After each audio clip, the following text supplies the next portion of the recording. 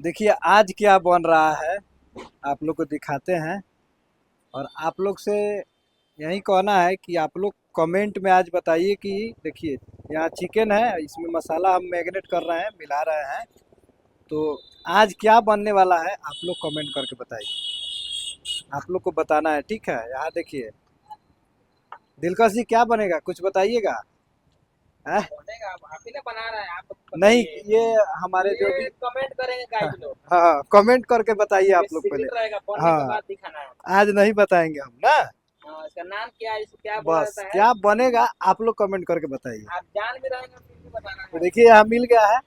चलिए चलते हैं मिशन पे और आप लोग कमेंट कीजिए, ठीक है। ओके।